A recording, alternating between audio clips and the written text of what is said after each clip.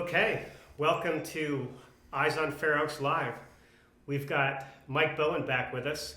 The response to Mike and his amazing life experience has been just absolutely tremendous.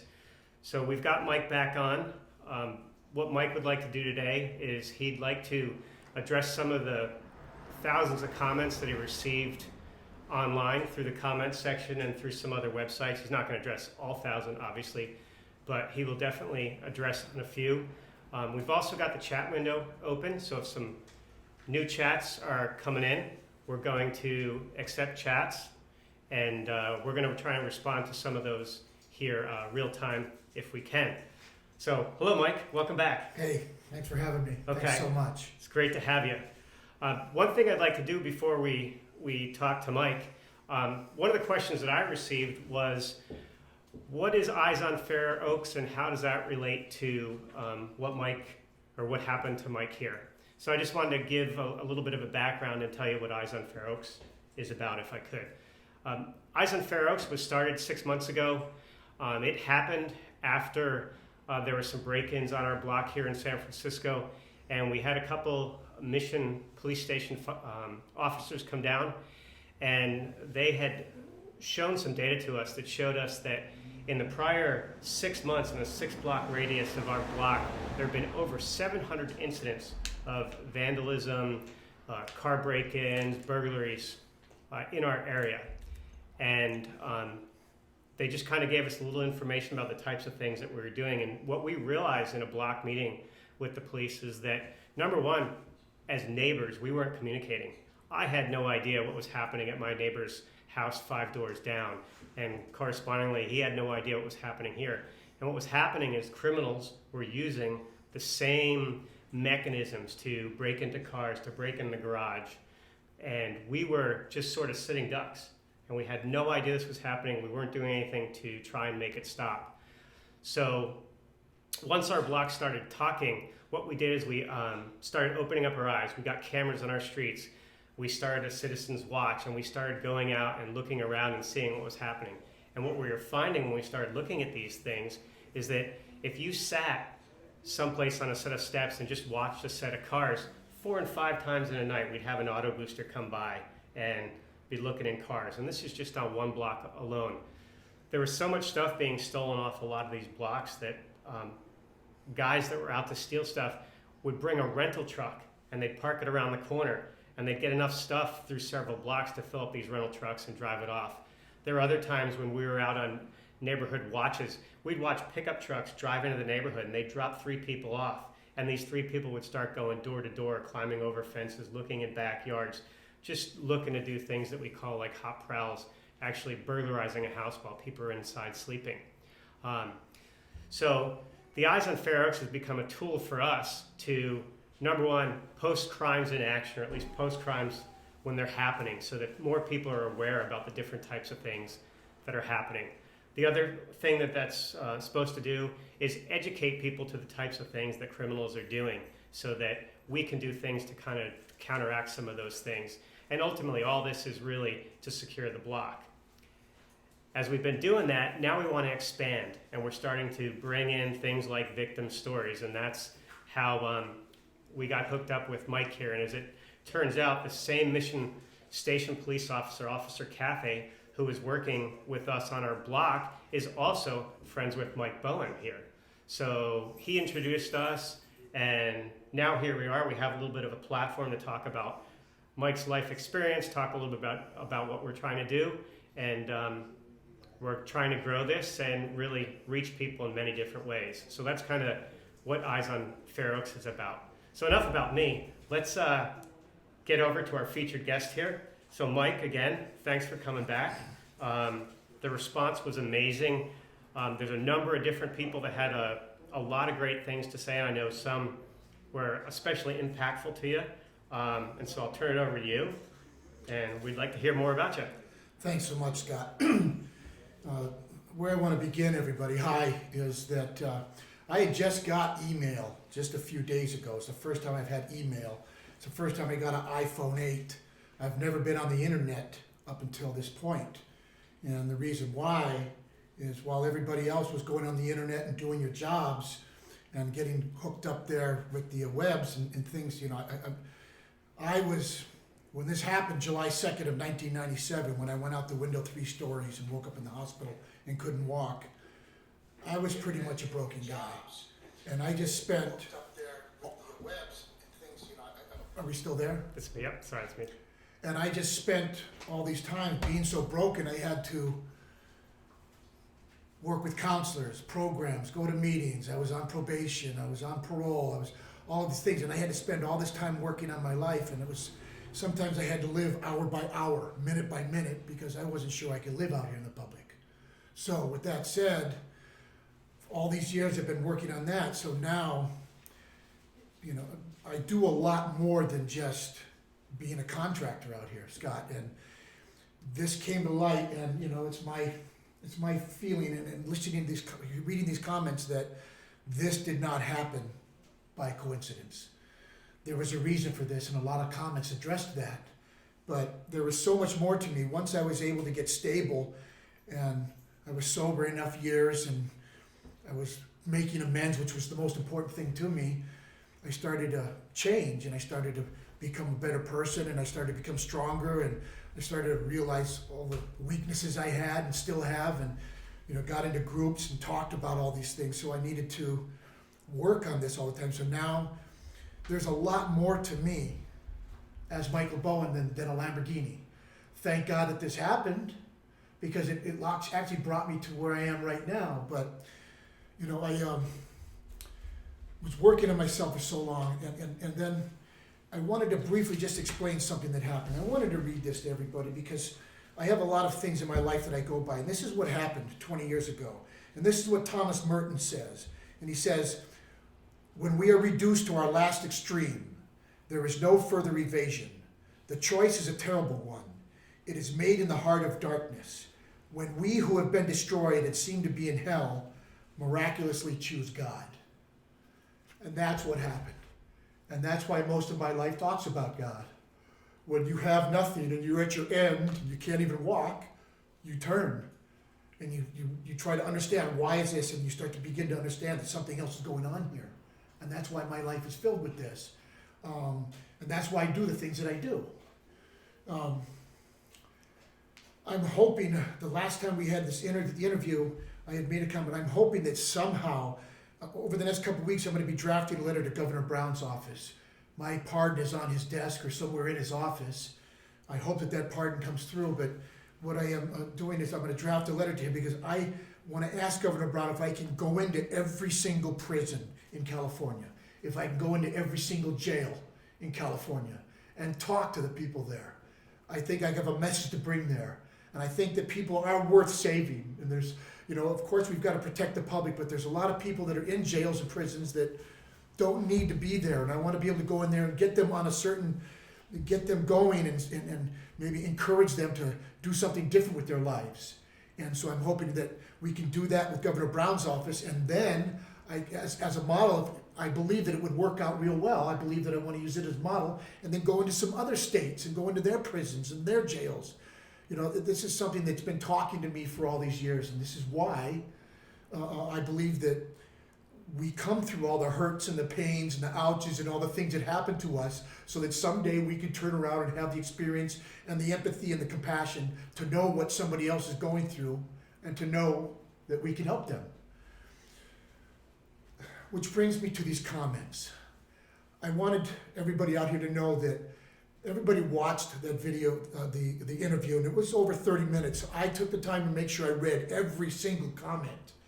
And there's some comments that really hit me, and I want to talk about that just for a minute. There's one of them, the site name was Phantom 2, and this is what he says.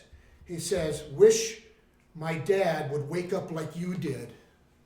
Wish my dad would wake up like you did. That just broke my heart right there, because it's telling me that his dad's in trouble, or you know, he's hoping that his dad wakes up and it's not happening. And if you're watching this, I don't know if that's your real name, Phantom 2, I want you to know that I felt that, and if it's okay with you, at the end of this, before this interview is done, we'll have my email out there.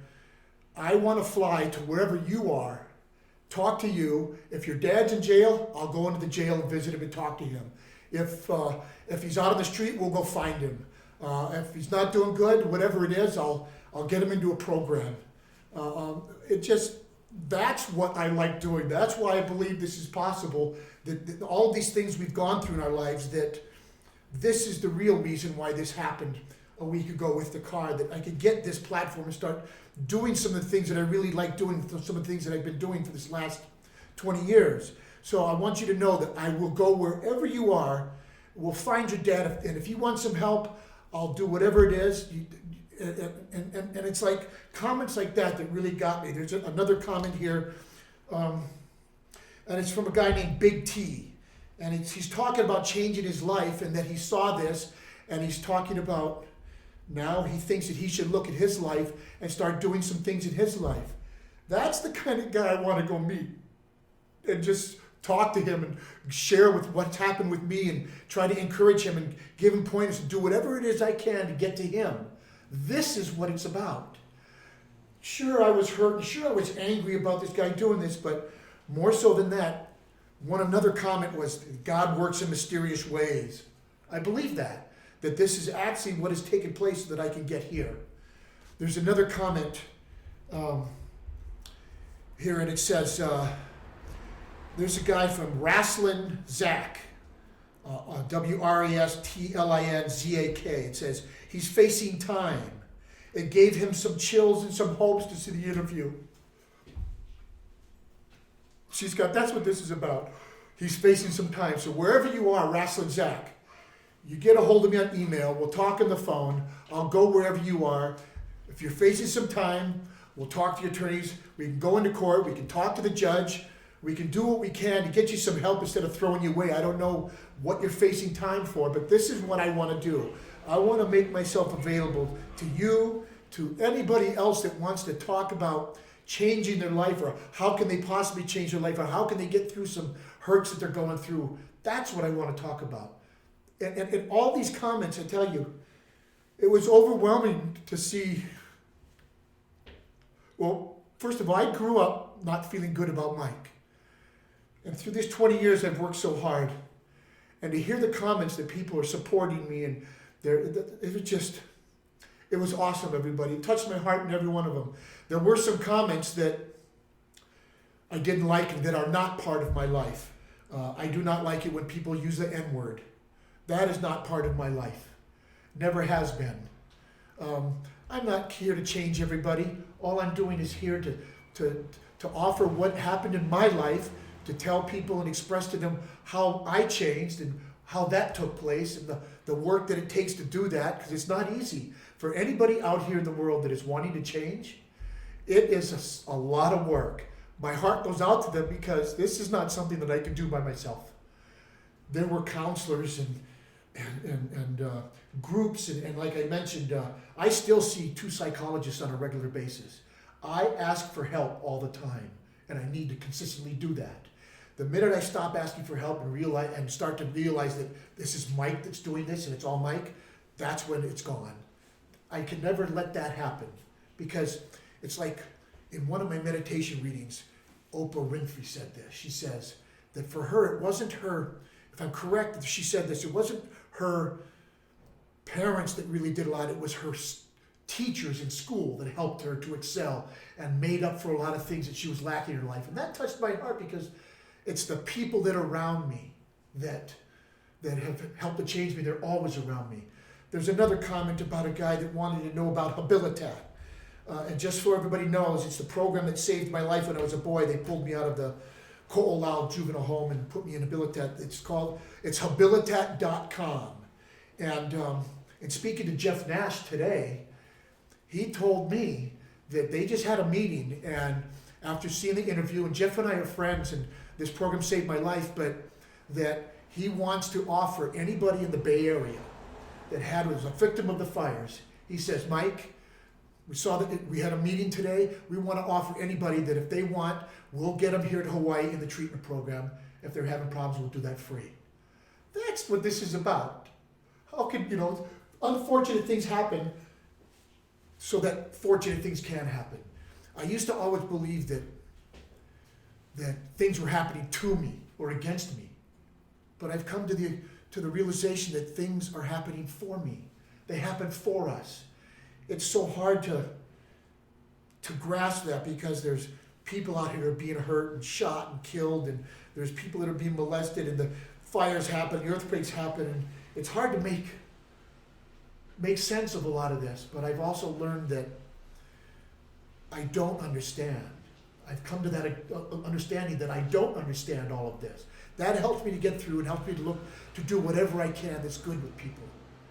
However I can reach people and share with them something. You know, it's like a couple of years ago I went to open up a program, and I realized that I was going to need so much money for it.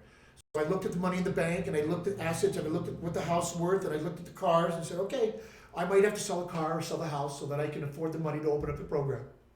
To me, that's okay. What am I going to do, die and take it with me? No.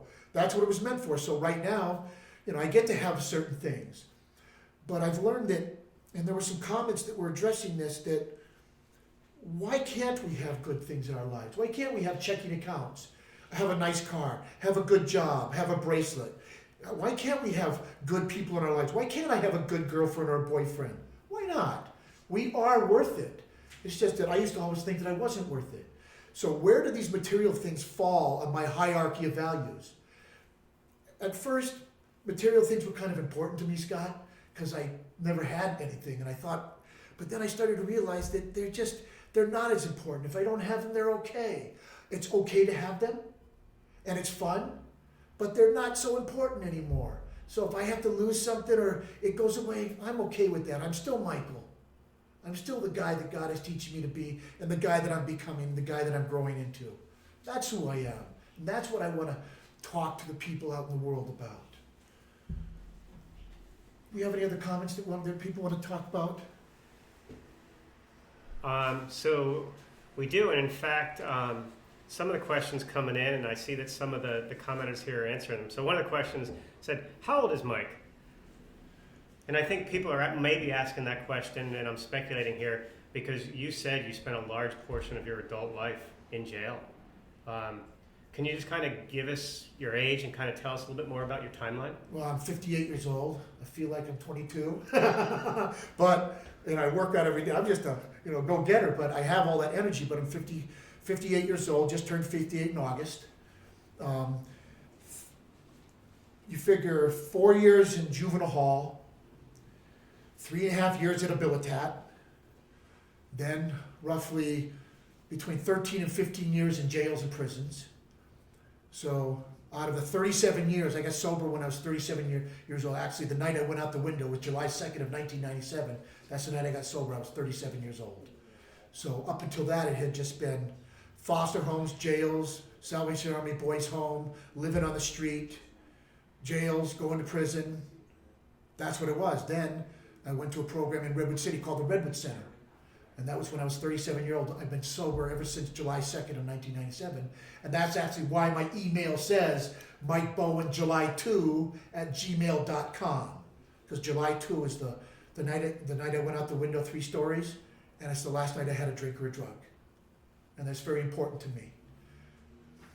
And that's 20 years and... 20 years, it's been a little over 20 years now, just doing everything I can to become a better person.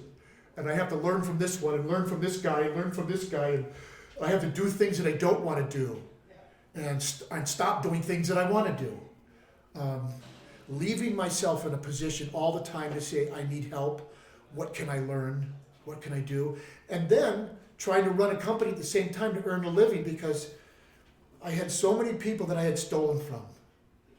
Hundreds or maybe even 1,000. I needed to earn the money so that I could pay these people back. I remember when I first got sober and I started earning a good living when I got my contractor's license. First of all, I flunked the contractor's license test at first. I was never really a smart guy in school. I got my juvenile hall at Abilitat. I cut out of school all the time, so I wasn't really a smart kid growing up. But, I thought that I would be earning a living, and I didn't want to go doing anything for myself yet because I had so much guilt and shame about people that I had hurt. So I used to eat the 25-cent apple pies and the ramen noodles for a couple of years and little sandwiches, because I thought that the money that I'm making Other people were hurt because I stole from them. I wasn't going to let that happen anymore, so I wanted to find them, track them down, do what I could to pay them back. And for people that I couldn't find, that's why I help other people now. I can't possibly find everybody. If there's somebody out there because that right now in the world that remembers me, and if there's something I've done wrong to you, if I've taken something or hurt you in whatever way, please email me, let me know. And I'm not waiting until tomorrow to call you and apologize and tell you I was wrong. I want to make that amend right away. Okay. One of the questions that was asked was there damage to your car? And I know you'll answer that question because there was a follow-up to it, and I think we don't want to talk about how much the damage was, but there definitely was damage to your car. There was damage to the car, of course. You know, the car this expensive, running on top of the car, on the back of the car, yeah, there was damage. Then there was damage when he came back and tried to do it again. There was somewhat a little damage when he threw a half a glass, a little bit of beer that was in his glass into the car. They had to do that detailing on the inside there, so it has cost him money. One of the reasons why the district attorney has this, I went to court, and of course the judge released it, but there is another court hearing. I'm going to go to the CAT court hearing, and I'm going to go to the other court hearing. I'm going to go to every single court hearing because I need to hold this guy responsible and accountable for his behavior.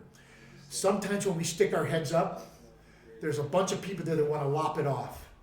But I must stand up in all that I do now. If I email you, I don't want to email you from a phony account or something because I want you to know it's me. It's my heart that I'm putting out here. I want you to know that I believe in this. This is what I believe in. And so I will stand up. And if I catch a little bit of heat for that, I'm okay with that. God didn't get me sober and change my life to have me sit on the back wall and do nothing. I must be involved. I want to tell you just a little story. I'm in Fresno court a couple of years ago. I'm getting my records expunged. And the judge asked me if I want to address the court. And I asked the judge if I could talk to him. And I thanked the judge. And it was heartfelt. And then they had everybody that was the prisoners that were in shackles and handcuffs. And the judge let me talk to them. And I looked over and they're all here. There's about 20 of them. And I says, guys, this is where I was long ago. This is what happened in my life. And I began to take responsibility and be accountable for my life. And it was really heartfelt. I got to talk to the prisoners, the inmates. And when it was done, the courtroom was real quiet. And the bailiff called one of the guys to hear his case now. Said, so-and-so, your case is being called. He stood up. And when he stood up, the first thing he said, he was about 27, 28, 29, African-American kid. And he says, Your Honor, I want to change my plea from not guilty to guilty. And it was Judge Timothy Cams in Superior Court in Fresno. And he says, why? And he says, well, Mike just talked about taking responsibility for his life and being accountable. I did this crime, and I want to admit to it. I want to change. Mike can do it, I can do it. And we're all just floored. It was like, wow. And then the judge made a comment. It was kind of funny. He said, well, maybe we should have Mr. Bowen here every day. But that's what it's about. He heard something. And because of that, his life changed. And I want to make it very clear, it's not because of Mike. One of the comments that came out of these comments I read and the comment was, God is doing great things through you, Mike. Don't stop doing what you're doing. That was from Zen Mark. That was his name there. And that's what I believe is correct. That God does things through us. And that's what I have to be able to just be ready for. That it's when somebody asks me to speak at a meeting, when somebody has to do this, it's a matter. The only question I have is when and where. Okay. Touching on God a little bit more, the last comment that we received here was from Justin Green. And the comment here is, very inspiring story. How did you find God? Well, everybody, I don't think it's a matter of I found God. I think that I was in a condition, out a window 42 feet, couldn't walk, I'm laying in the hospital, my whole life is over. I don't think I was in any condition to make any decision. It just hit me. What happened was I laid in that hospital bed for 3.5 weeks, and I was in the lockdown unit at San Francisco General on the 7th floor, and the thoughts came to me. These are the thoughts. I didn't hear voices, it was thoughts. Thoughts came to me, well, Mike, what do you think now? Look at the people you've hurt. Look at where you're at now. You can't even walk. You don't have any food, no clothing, no friends, no family. You're living on the street. What do you think about the way you're running your life now? And I felt like that was God talking to me. And for some reason, that moment I was ready. And I said, God, I don't know if you want me. I don't know if you care. I don't know if I can change. But if you're there, will you please help me? Since that happened, every single door is opened up. Everything I have is because of what this God in my life has done. Everything. From the material things, from the hurts and the ouches, and believe me, sometimes things happen and it hurts and there's some pain, some trouble. Okay, good. I'm okay with that now. Come here, pain. Come here, hurt. Come here, fear. Sit down. Let me get to know you now. I'm no longer afraid to be afraid. If I do something, I have to admit it, tell you I'm wrong, and I can't wait till tomorrow or the next day to do it. I got to do it now. That's how I live my life. Nighttime, I go in my back bedroom. I live by myself. I light a candle. I look at my day. How was my day today? Did I help somebody? Was I grumpy? Did I say something wrong to somebody? Did I act in a way that wasn't, good? And that's a really good subject to me, because one of somebody's comments, or somebody made a comment about how can I talk about God, yet I mentioned that I would have liked to be in the ring with this guy for 20 seconds. And what I have learned is that I'm a human being.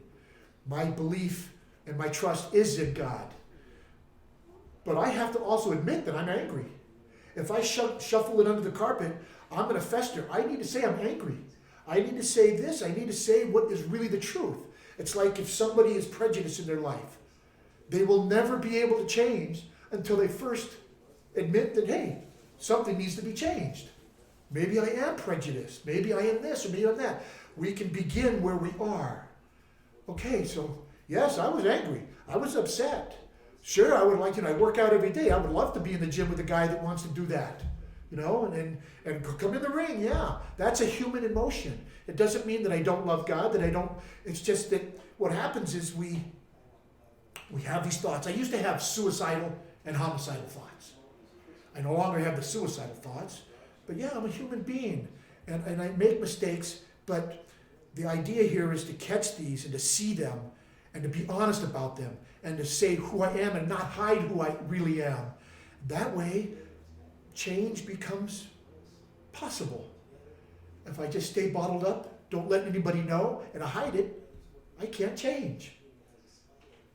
I have to change, and I have to do the best I can, so that way when I bring it out, say, okay, this needs to be changed. This I don't like this. I like this good, but I don't really like this one about me. Once I could do that, I used to be always afraid that somebody would realize that I was a thief and I was no good, and they wouldn't like me. And that was my biggest fear, that people wouldn't like me. So I never wanted to tell people who I was, or show them the weaknesses in me, or show them the tears, or I never wanted them to see the real tender Mike, because I was so afraid that they wouldn't like me. Who doesn't want to be liked as opposed to not being liked? We all want to be liked more than that, but where does that, again, stand on our hierarchy of values now? I've learned that it's not so important anymore. What's most important is that I believe that I'm honest, I'm genuine, I'm sincere, that I can live with Mike now, I can make mistakes and I can own up to it, and I'm still a darn good guy.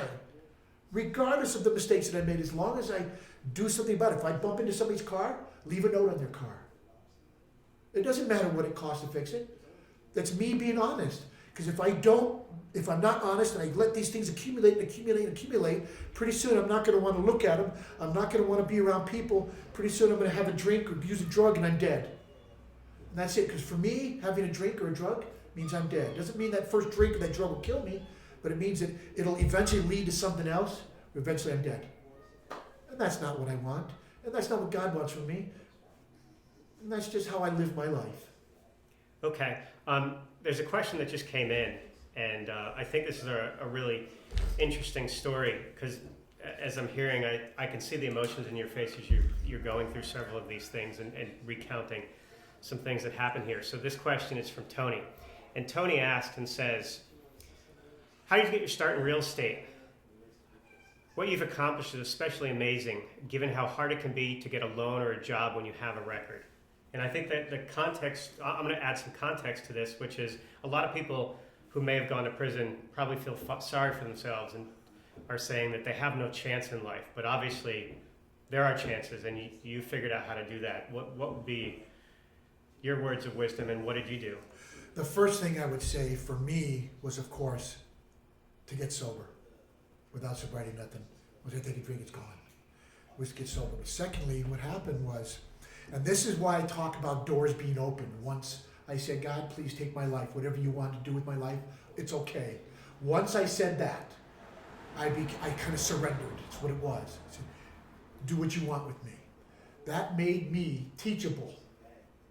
I began to address the pain, but what happened was, I had worked for many people before.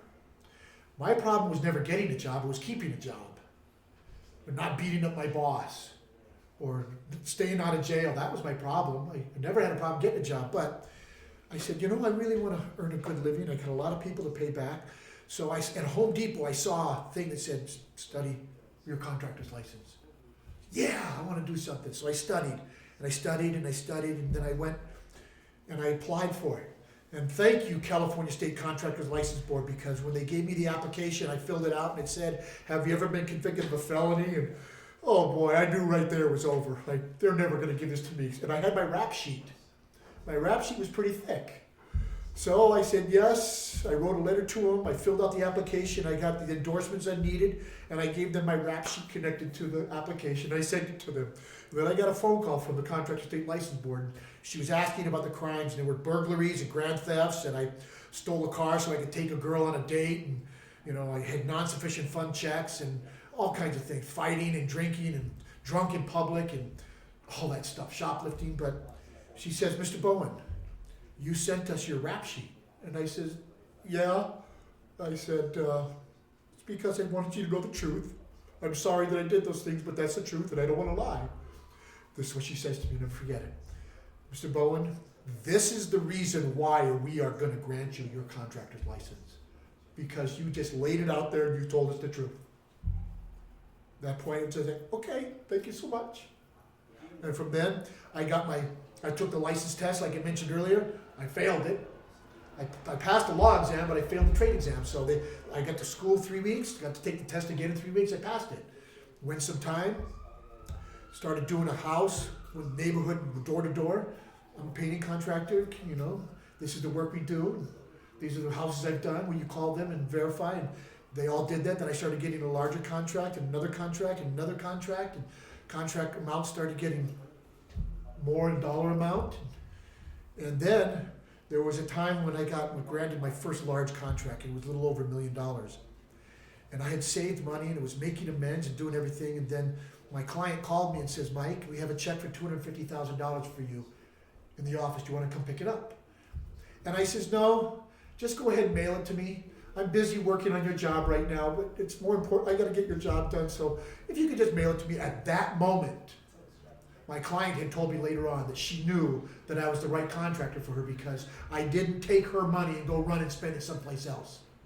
I wasn't getting money here to pay for this job here that I had screwed up, that I was responsible and that I didn't need it, because right now there's a lot of things going on in contractors in California where you get a contractor's license and people are doing the wrong things. I don't want to be one of those.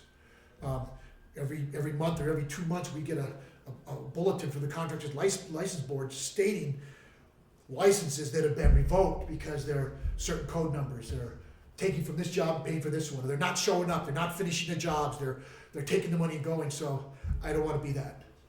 I don't want to do that. That's how I got my start. Then I started learning more, and then I had to hire the right people, and that's how I got started and started bigger contracts, and it just started snowballing. This is why I say grace. If I'm correct, one of the definitions of grace is an undeserved gift from God. Doors just opened up. I had to be willing to go through them, and I did. And all kinds of people in my life helped me. Just tons of people. To this day, the police officers right now, John Cathay and David Sands, Joe Nannery, some people at the police department that are friends of mine. These guys are important in my life. They've helped me. To have a police officer be my friend, I never thought I could ever have a cop be my friend. They are my friends. and they're good friends. They wrote articles in my pardon. These are people that know me. And it started with John and David, just good people. I want to be surrounded by good people because I can't do it all. And I need help. And when I need help, people help. So you touched on surrounding yourself with good people.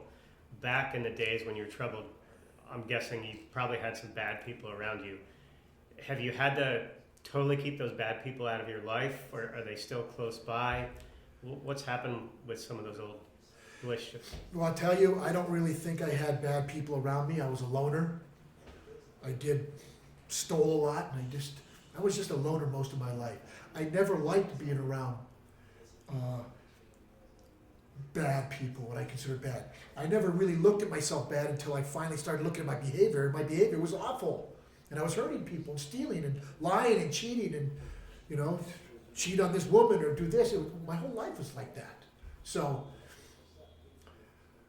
right now, those bad people, I tell you, it's really neat because somebody comes up to me and wants to, I have boundaries that I've learned. And these boundaries say that, Michael, this is the kind of person you are. And this is the kind of people you want around you. You no longer have to go back to that life. You are not that guy. Once you become changed, you are now this person. This is who you want to be. Don't go back. And if somebody wants to come around that is a bad person, I don't want you around. I had a choice when this guy did this to my car, and it hurt. It meant a lot to me to get this car.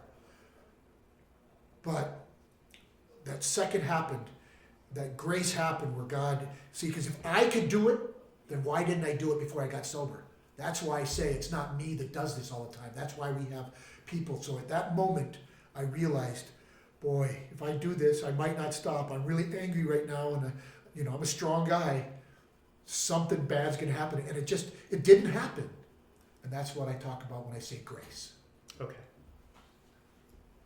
So one of the things that we're on our board here to talk about is we gave people an email address. So here's a guy that up until 5 days ago didn't have a computer, still had a flip phone, didn't have an email address. Tell us a little bit about what you did in the past 5 days. Yeah, well, first of all, I went to the Apple store because everybody said go to Apple, and I always resented Apple because, everything was expensive, and I couldn't stand paying $1,000 for a phone. And what, $1,000 for a phone? I had this little flip phone, and I didn't start texting until 2013. Everybody else was texting way before. My first text was in 2013. Okay. But I went into the Apple store. Okay, I was a little frustrated, didn't know what I'm talking about, only learned from you and John and everybody else, and my friend Jenny, and who's been a big help in my life. So it's like, okay, got the phone, and when I got home, I had the thought. I was going through it, and I was all messed up, and I was so frustrated. I thought of throwing it against the wall. I said, throw this thing against the wall. I said, no, it's $1,000 phone. I said, come on, Mike, this is what you're going to have to learn. So I've had to lean on everybody. Jenny's come over to the house and talked to you, John, everybody. I'm just a student right now, and I need to learn. I know something about me, and that is once I get something, I'll run with it. But it's getting there sometimes is the hard thing, so I'm doing all I can. But to sit down yesterday and last night and this morning and read the comments, that was like the highlight of my day. It was people that were encouraging me and reinforcing in me who I am. And it's like people that you can tell, when you meet somebody, you talk to them for 30 seconds and you know whether that's a good person or not. Mm-hmm. You can feel it in your gut. That's why God gives what we call intuition. We know. Or do we have a feeling that says something's wrong here? We have that fight or flight, or something's wrong, we back up, and we install a boundary. These messages that were coming out, just grabbing my heart. And I just want to say thank you, because it's like the world is helping me to heal too. I'm 20 years sober, but I keep doing this for the rest of my life. It doesn't mean I've arrived. It just means that I continue to do this and I continue to heal. I continue to get better. As long as I continue to live my life this way, I will continue to get better. So that's what it's been like. The phone is frustrating. So I figure, okay, let me go easy. Let me just do the phone. Then friends of mine, Dean says, Mike, I'm gonna get you a iTablet or whatever that is. So bear with me if I don't know the right terms. It's because I don't know the right terms. So Okay. it's like, okay, but I said, like, a little bit of time. I'm a little overwhelmed right now. But what also has taken place is, as a general contractor, I hold both licenses. I own a painting and waterproofing license, and I have my general's license. But what's happening now is I've got contracts, and I have a lot of work. That work is important to me because it helps me to earn a living. It helps me to do what I need to do to help other people. My passion is there. This is where my real passion is. To be able to get out into the world and say, what can I do for you? Like this guy that he says that he wants to write to me. Another guy says he hopes that I can reach more people. Again, the guy who's facing time. Get a hold of me. I want to go meet him. I want to fly up there. I don't want anybody. I can do this. Another guy says I seriously impacted his life. These are a guy Big T talks about changing his life. Hey, something good came out of this. Let me go there. Let me talk to this guy. It's not about me. It's about what can I share with him that's happened through me. And maybe this guy can grab something he can change, or a woman they can change. It's okay. I'm willing to do all that. It's not a sacrifice for me. It's what I want to do. Bring it. I'm not going to hurt you. I'm not going to lie to you and cheat you. If I need to tell you to come off of something, I can tell you to come off. I have to be honest with you. So that's what I want to do. I love being a contractor, but I love doing this too. To be able to see somebody that's hurting, and you talk to them, and you try to help them, and then 3 months later you see that person who didn't have much, or 4 months later, now they got a job, and they got a phone, and they went and bought a car, and you see them and they walk up to you and they say, Mike, I saw you speak at a meeting 3 months ago, or I saw this, or I heard, and this is what it changed me, and this is where I'm better. That's what it's about. That's how we can impact people. That's what it's about. That's what touches me and grabs me. And that's where my passion is. That's where my heart is. Okay. In terms of reaching out and touching people, you have an opportunity here. You could look right into the camera. I do know that the Habilitat Hawaii guys are online here, and I know that they're watching today. Is there a special message that you might want to relay out to some of those guys while they're sitting here? When was the last time they saw you live and in person? It was about 5 weeks ago, I went to Hawaii to go back to the program, Habilitat, to thank them for saving my life when I was a boy. Mm-hmm. And I had not met everybody. I only met the executive director, who's Jeff Natch. I'd only met him before because I had got them some pants and shoes some years ago. So this time I wanted to get them pants and shoes and throw a dinner and speak to them and get to know them. And it's like they're my family. And I know that they're watching right now. And Jeff, everybody in the Habilitat, I love you guys. And I miss you guys. And it was like a part of me that was missing. It was like, I got a family. And they cared about me. And I know they care about me. And that's where I was. And to go there and to speak to them, and then to go into the juvenile halls, speak to the kids there, to go into Ko'olau and Olamana School and speak to the kids there, to meet the judges. I was there. I was the no good kid that nobody wanted. That they said I'm either going to die, be in jail, or I'm just going to be in prison for the rest of my life, or I'm just not going to amount to anything. To go back there and relive this. See, part of my life is reliving the pain. So I went back to Habilitat was 2 reasons. One was, thank you, Habilitat, for saving my life. And 2, because I wanted to be a part of them. And they welcomed me, and it's meant everything to me. I love you guys. And again, it's habilitat.com, and they're in Kaneohe, Hawaii. Okay, fantastic. Oh, and you get an aloha, Mike, from those guys. Thank you.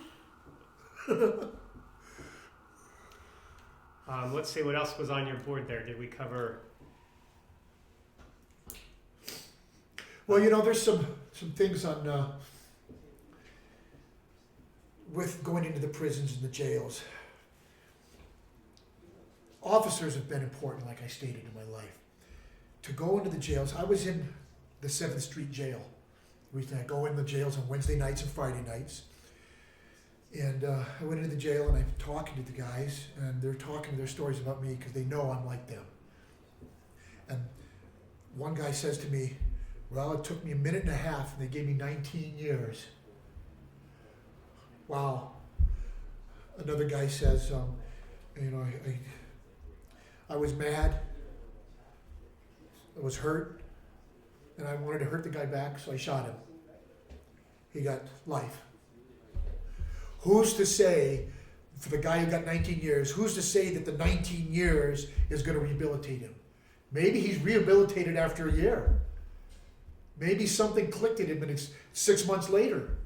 But we've got people, and we know that we must protect the public, and I know that. I don't ever want to put the public in harm. But I want to be able to go in there and talk to these guys or the women. Share what's taking place. Give them some hope.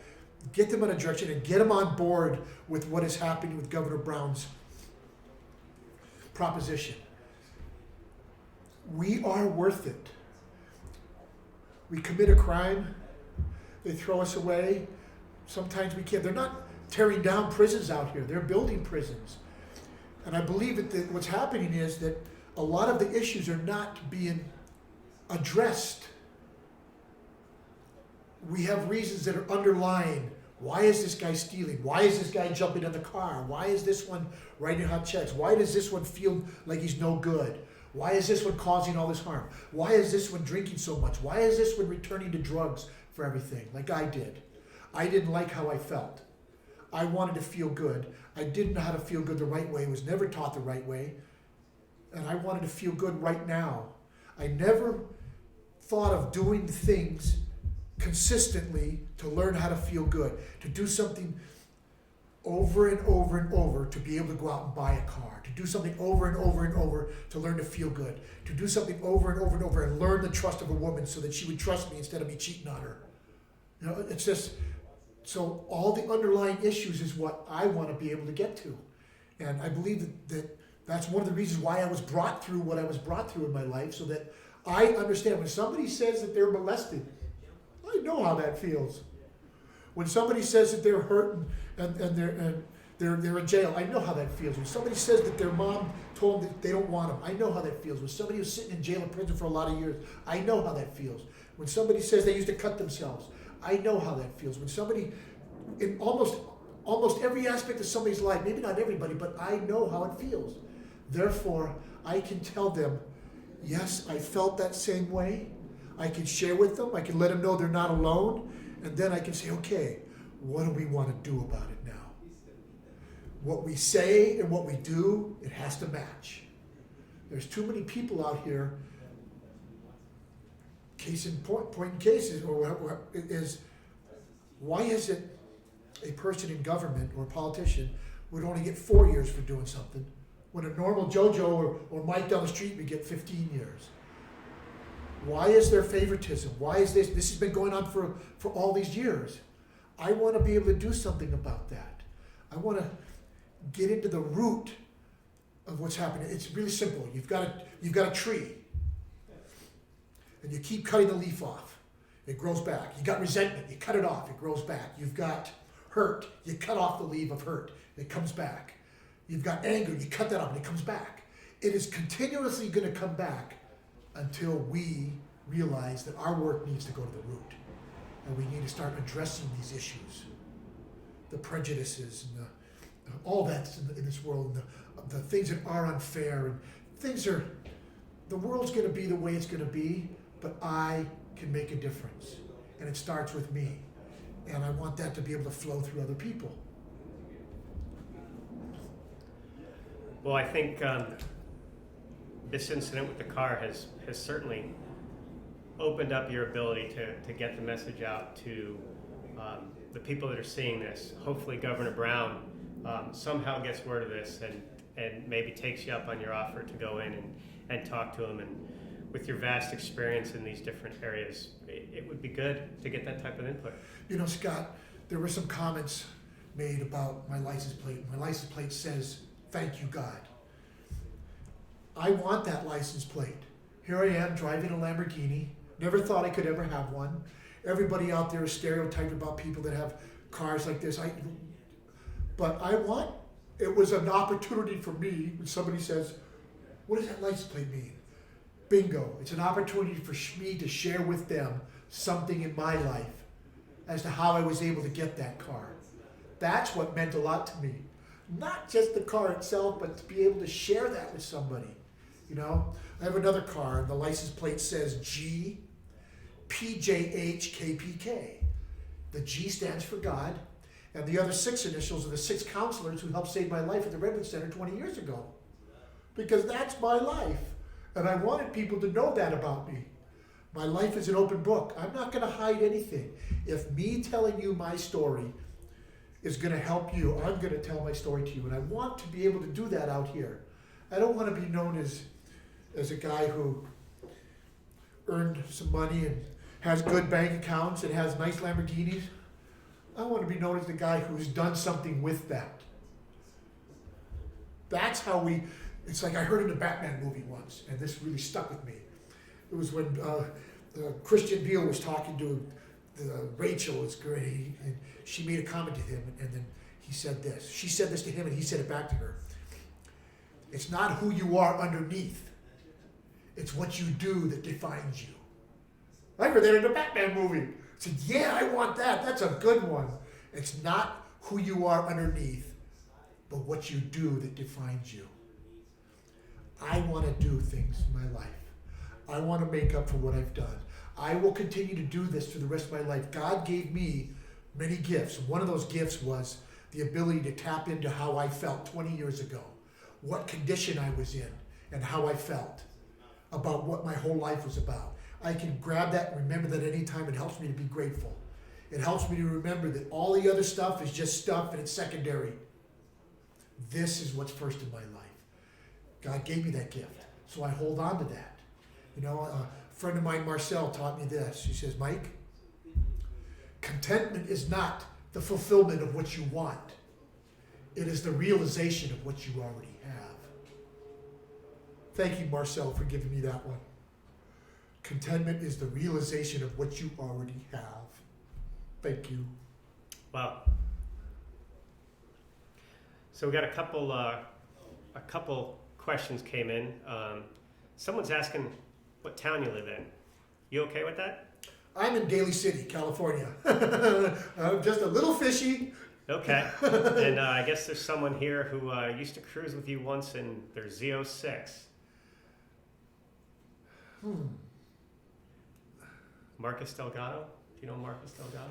Not sure. Okay. He used to cruise with me, or he used to see me on 280. He said he cruised with Mike once. I don't know. Maybe you guys were... Maybe he did. Marcus Delgado, huh? If I don't remember, Dark Marcus, I'm sorry, but maybe you were in the car. I don't know. Okay. And the last question that came in here is... it's from Zenmark Dev, and the question That's is... one of the ones we handled. We did Okay. talk to. Yes. Zenmark Dev, he says, God is doing great things through you. Don't stop doing what you're doing. Gosh, that's what it's about. Okay, well, they have a follow-up to that, which is, how can someone fully surrender to God, is their question. Well, sometimes I think that something happens with somebody inside. I don't think it's... when somebody is ready, it happens. I have always believed that God has always been there. I've always believed that. God has always said, hey, let me in. Let me in. God has always given us intuitions. But some of us are too busy on alcohol to be able to realize that's what it is. Mm-hmm. We're too busy on drugs. We're too busy doing this. We're not realizing those messages. So I believe that God has always been there. For me, when I got to that point of nothing, there was nothing left. I was over. It was like, wow. I suddenly began to realize that something different was going on here. I began to look at my past, and this may help somebody. I began to look at my past, and wow, I never amounted to anything. I couldn't keep a girlfriend. I was too afraid of a girlfriend when I got her because I was afraid that she would leave me. All of these things happened. Why didn't I die? Why is it when a guy fired 5 shots on me 15 feet away in Hanford, California, why did he miss? Why didn't I die that night? 42 feet out the window's a long ways. That's what, at that moment, I began to realize something else is going on. And if anybody out in the world can get to that point to where they look at their life and they say, and they come to the conclusion that something else is going on, they're halfway there. Because what they're saying to themselves is, there's a possibility that something else is going on, something bigger than me. It's possible. Out here, I'm not here to say that you must believe in this, we're allowed to believe in God, Jesus, Buddha, Allah. Some people believe in their family. We've got to have something to believe in. I remember not too long ago, I'm not sure if I said this at the last interview, I went on a date. I was going to pick her up, went to pick her up on a date. Pulled up in the car, and I talked to her a couple of times, and she was good looking, and I liked her, and she was cute and pretty, and it was like sexy, and I liked her, but she came out to the car and she says, if you don't find Jesus right now, you're going to burn in hell. And at that moment, I thought to myself, wow, what kind of God is that? That's not the God that I know. And I looked at her, and the way she said it, and her face contorted, and her eyes got red, and I thought, that's not the God that I know. I think that out here, too many people are being pumped with a bunch of junk. The God that I know cares, has been there the whole time. The God that I know wants to help us. The God that I know will take care of everything. It will give me what I need, not what I want. The God that should help. And so I hope that somehow helps somebody. If you get to a point where you realize that something else is going on, you're halfway there, because now you are acknowledging that there is something outside of us, human beings. And if you can get to that point, that's like, wow, you suddenly realize there's something going on here. You're halfway there. Very good. So we're approaching an hour here, so I think it's getting pretty close to wrapping up time. So I'll give you a second to collect your thoughts. And if there's anything that you want to close with here. Before we close, though, I will say it's a pleasure having you on again. And I'd like to at least have you back 2 more times. One time is to certainly check on the progress that you're making here, reaching out to people and working on your life's goals and the things that you've talked about. But the other is, as it ties into Eyes on Fair Oaks, I'd like to follow closely what's happening with you going into court and kind of tracking through and just following up with victims, because again, that's one of the things that we want to reach out to people and find out stories about is what's happening with victims and what are the outcomes when some of these things happen. I can tell you what I'm going to do in court. Right now, I can tell you. When I get into court, I'm going to talk to the district attorney. We want to get this guy some help. I'm angry, but we want to get him some help. And there's ways to do that. You know, maybe that will be something that helps this guy. Maybe he hurt somebody, me, and I want to get him some help. This guy's worth it. We'll figure out what that is. Maybe it's a program. Maybe help is a little bit of time in jail. But whatever it is, my heart is there. My intention is, let's try to do something here than just throw somebody away. Everybody, for the comments that you guys gave me, thank you for helping me with my life. I never thought that I'm overwhelmed right now. This is where I want to be. Thank you for helping me to heal in my life. It is because of people like you and people in my life that I'm able to sit here and be healthy. There's a lot of people that did a lot less than I've done and they're dead. They didn't make it. Thank you so much for what you do in my life.